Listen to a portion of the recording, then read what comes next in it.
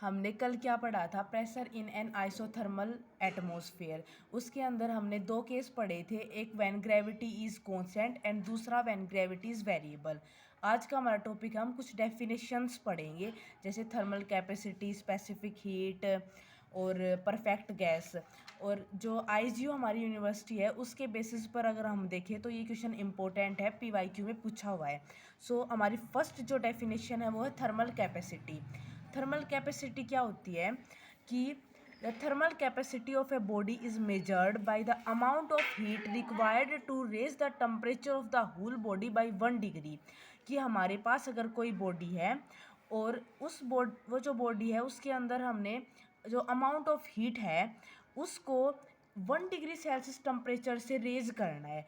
सो इस काम के लिए हमें जो हीट देनी पड़ेगी उस हीट को हम थर्मल कैपेसिटी बोलते हैं।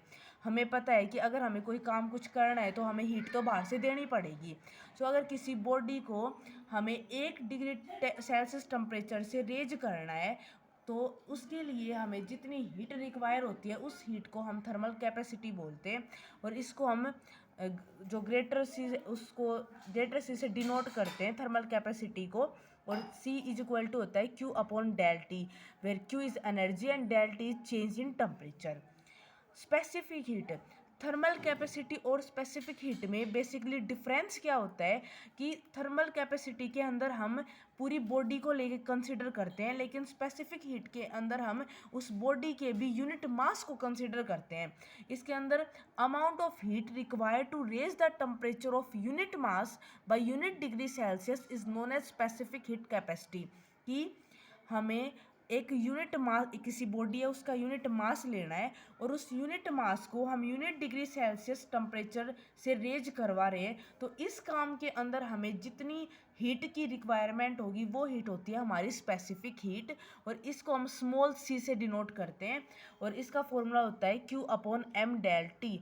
m यहाँ पे क्यों आया, क्योंकि हम अब की बार यूनिट मास को लेके चल रहे हैं। सो इधर अब की बार हमने m लगा दिया। हमें पता है कि आइसोथर्मल का क्या मतलब होता है। आइसोथर्मल का मतलब होता है कि टेम्परेचर कांस्टेंट।